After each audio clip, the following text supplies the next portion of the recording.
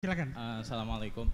Saya dari Stay Al-Anwar mau bertanya Prof tentang kita tahu bahwa Yahudi tidak semuanya seperti yang ada di Israel.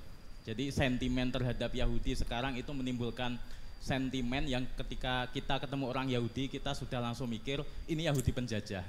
Misalnya ada Yahudi Sefardi yang tidak ada kebutuhan apa-apa untuk tinggal di Israel, nyaman di Yaman dan lain sebagainya. Pertanyaan saya, apakah Al-Quran memberi kita petunjuk tentang bagaimana cara bermuamalah dengan kelompok Yahudi yang berbeda-beda, Yahudi secara pribadi dan Yahudi sebagai sebuah negara Israel yang dimana diselimuti dengan kepentingan politik juga, atau dengan negara-negara yang tidak Yahudi tetapi punya kepentingan dengan umat Yahudi. Apakah Al-Quran memberi kita petunjuk untuk bermuamalah dengan mereka yang berbeda-beda itu, Prof? Terima kasih. Iya, jelas Al-Quran beri petunjuk. Yang memusuhi kamu, upayakan menjadikan dia teman. Ya kan? Wa idzal ladzi bainaka wa bainahu adawa ka'annahu, itu dulu. Syari. Kalau dia tetap memusuhi, Anda boleh memusuhi dia, tetapi jangan melampaui batas dalam memusuhi. Ya kan, itu petunjuk Al-Quran. Kalau dia tidak bersalah, jangan fitnah dia. Itu tadi Al-Quran kan berkata wala takun lil khainina khasima. Kalau kamu ada permusuhan, pernyataan perang, jangan khianati mereka dengan langsung menyerbu tanpa menyampaikan pembatalan putusan. Itu Al-Quran. Wa imma takhafanna min khiyanatin fa'ambit ilaihim ala sawa. Itu semua petunjuk-petunjuk Al-Quran itu.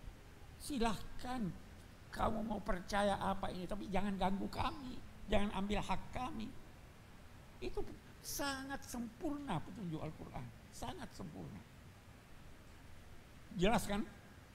Oke. Baik, dari jamaah halaqah tafsir ada? Silakan Bu.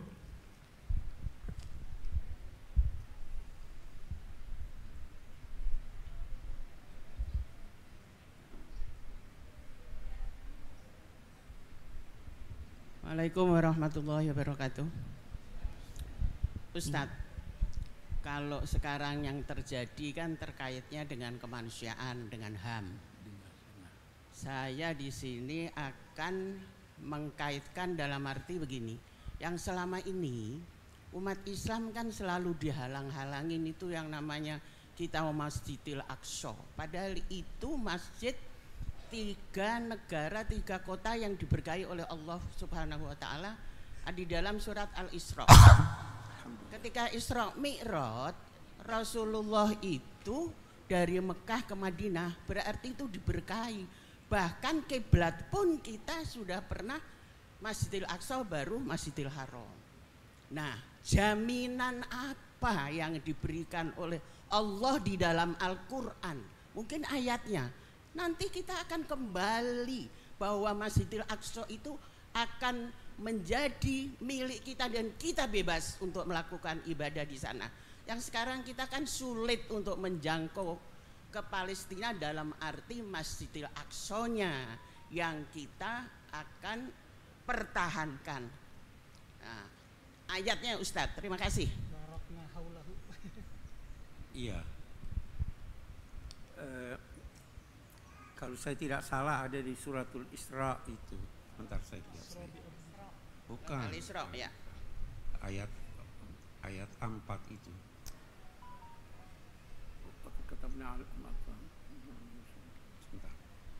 Itu Al-Quran ada menyatakan bahwa Allah telah menetapkan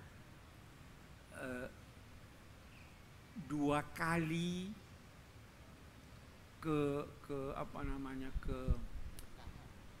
kemungkaran besar yang dilakukan oleh Bani Israel. Sebentar saya ingat ayatnya. Apa? Nah, ini ayatnya nih.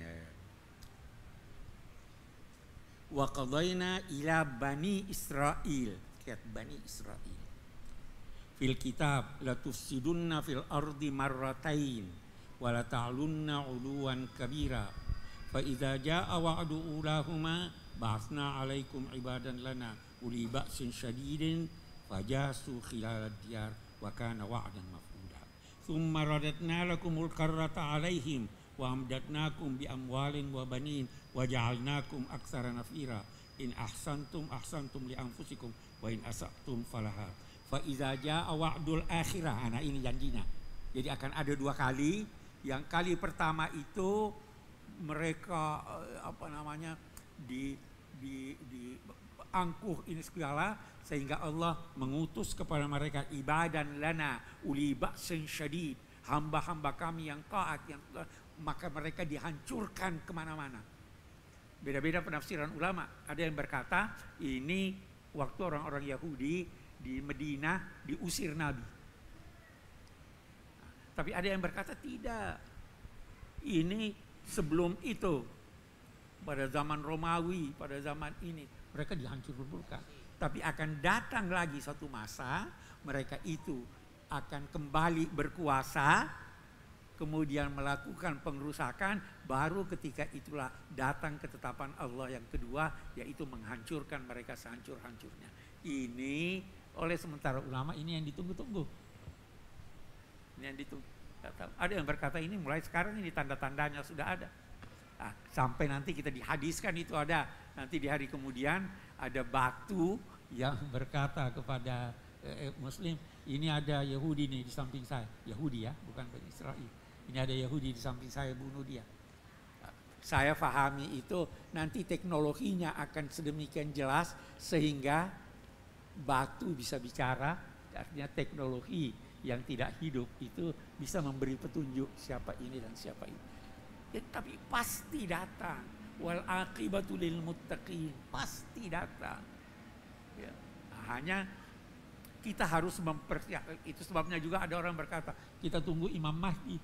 Imam Mahdi tidak datang kalau kita tidak siapkan kedatangannya. Nah, kita siapkan kedatangannya dengan beribadah, dengan mengikuti tuntunan agama dan sebagainya. Tetapi tidak mungkin Allah membiarkan ini terus menerus.